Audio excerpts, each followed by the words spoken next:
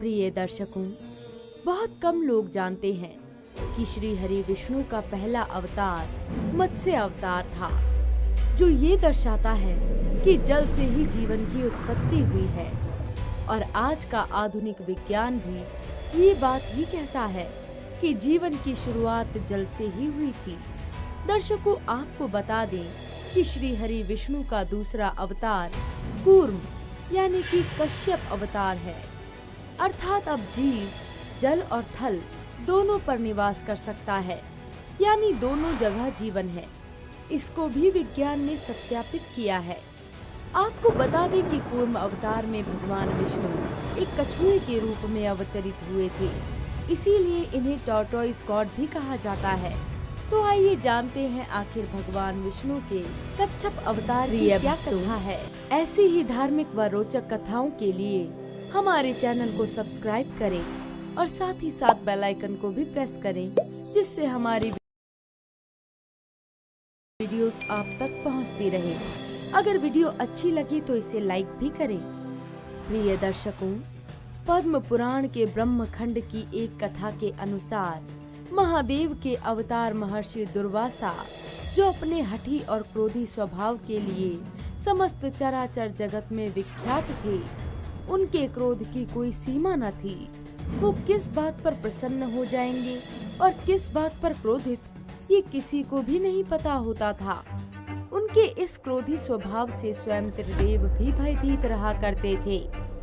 एक बार महर्षि दुर्वासा पृथ्वी पर भ्रमण कर रहे होते हैं, तभी उन्हें मार्ग में एक विद्याधरी नामक महिला के पास मन और वातावरण को सुगंधित कर देने वाली एक पारिजात पुष्प की माला दिखी।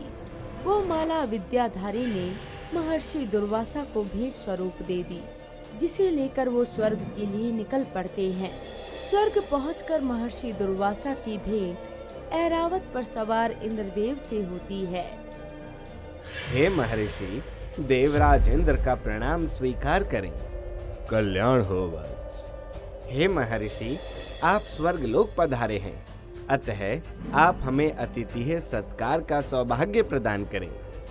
देवराज इंद्र, मैं अपने मन और चित्त को एकाग्रित करने के उद्देश्य से इस समय सृष्टि के भ्रमण के लिए निकला हूँ, जिसके उपरांत मैं महादेव की घोर आराधना में लीन हो जाऊंगा। अतः अभी मैं आपका तृतीय सत्कार स्वीकार नहीं कर सकता हूँ। हे प्रभु, आपकी जैसी इच्छा। तभी महर्षि दुर्वासा अपने साथ लाए पारिजात पुष्प की माला को देवराज इंद्रदेव को भेंट स्वरूप दे देते हैं, जिसे इंद्रदेव महर्षि दुर्वासा का आशीर्वाद समझकर बड़ी ही श्रद्धा से ग्रहण तो कर लेते हैं, परंतु देवराज इंद्र उस पारिजात पुष्प की माला को ऐरावत के मस्तक पर सुशोभित कर देते हैं। परंतु उसी समय ऐरावत पुष्प की महक के कारण अपनी सूंड से उस माला को मस्तक से हटाकर अपने पैरों से कुचलने लगा। उपहार स्वरूप दी गई पारिजात पुष्प की माला का देवराज इंद्र द्वारा तिरस्कार समझकर महर्षि दुर्वासा क्रोधित हो उठे।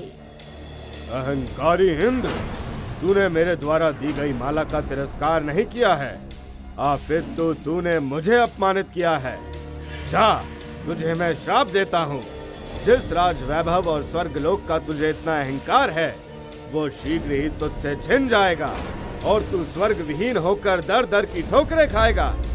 हे महर्षि, क्षमा करें, मुझसे अनजाने में घोर अपराध हो गया। मैं क्षमा प्रार्थी हूँ, परंतु मेरे इस अपराध के लिए मुझे इतना कष्टकारी और महाभयंकर श्राप ना दें। मूर्ख इंद्र, मैं महर्षि दुर्वासा हूँ।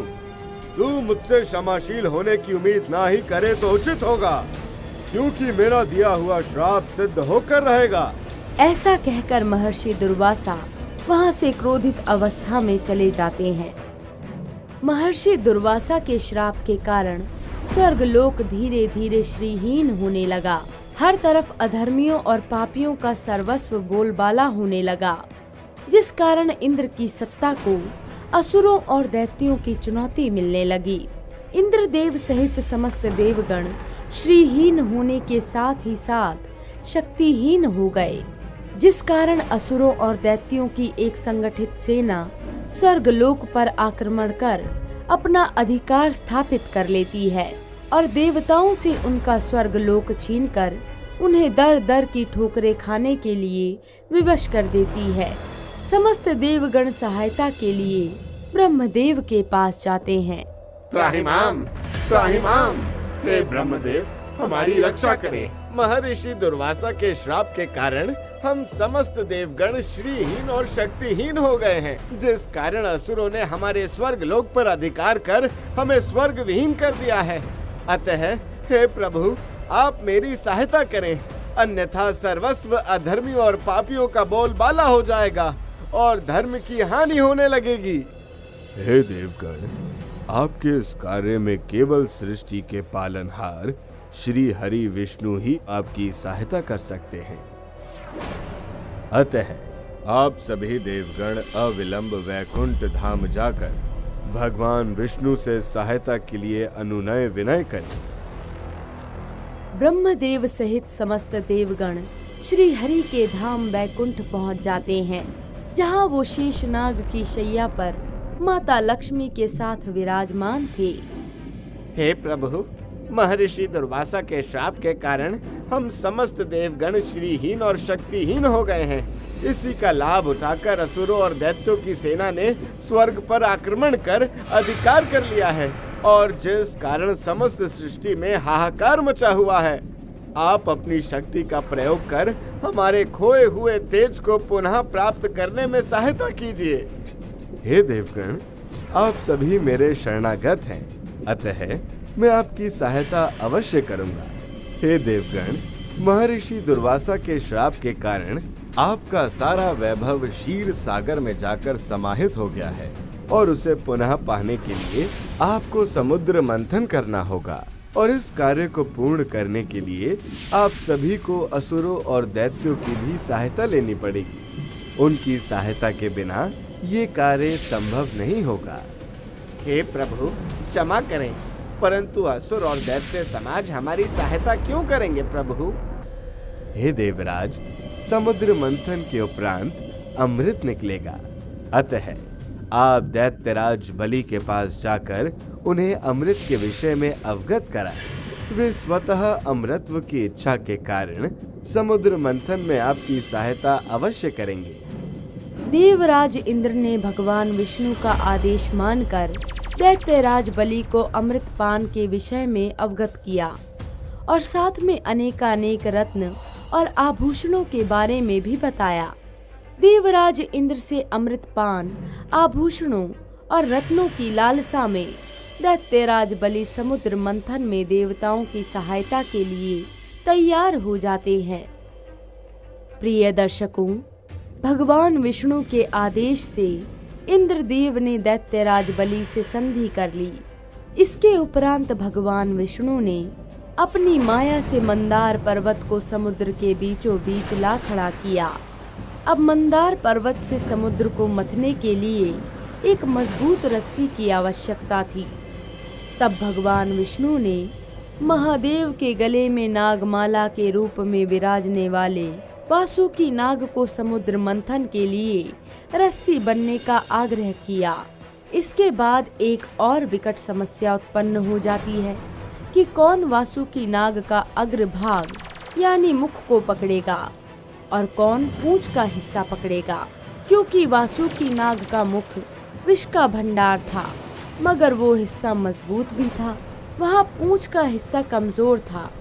तब असुरों ने तय किया कि वो मजबूत भाग को पकड़ेंगे, जिसके बाद देवताओं और असुरों की सहायता से समुद्र मंथन आरंभ होते ही मंदराचल पर्वत समुद्र तल के रसातल में जाने लगा, जिसे देखकर देवता सहित असुर भयभीत हो गए।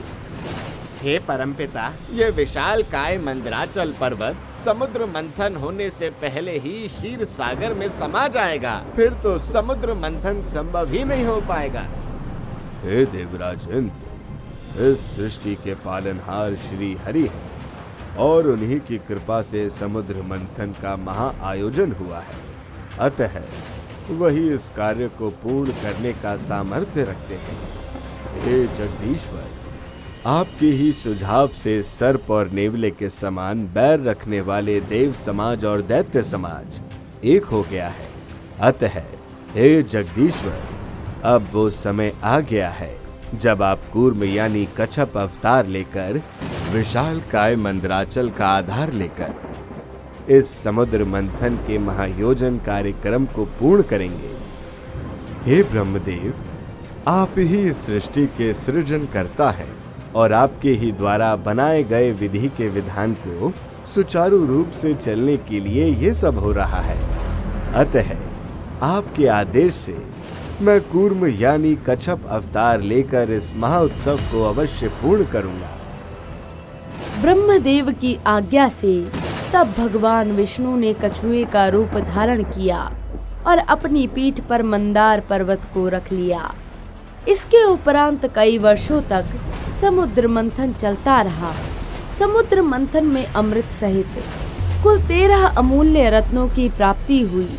देवताओं ने भगवान विष्णु के मोहिनी अवतार की सहायता से अमृत पान किया और अपनी खोई हुई शक्तियों और राज वैभव को असुरों और दैत्यों को युद्ध में पराजित कर पुनः प्राप्त कर लिया। प्रिय दर्शकों, कूर्म का अर्थ होता है ऐसा जीव जिसकी पीठ पर ठोस ढाल हो। इसीलिए कछुए को कूर्म भी कहा जाता है और भगवान विष्णु द्वारा लिए गए अवतार को भी कूर्म कहते हैं। भगवान विष्णु ने कूर्म अवतार सतयुग में समुद्र मंथन के समय लिया था। ये संसार के कल्याण के लिए लिया गया भगवान विष्णु का दूसरा अवतार है। मित्रों, जीवन में हमें कभी भी किसी का अपमान नहीं करना चाहिए। तो प्रिय भक्तों, आपको हमारी आज की ये कथा कैसी लगी, हमें कमेंट्स करके ज़रूर बताएं।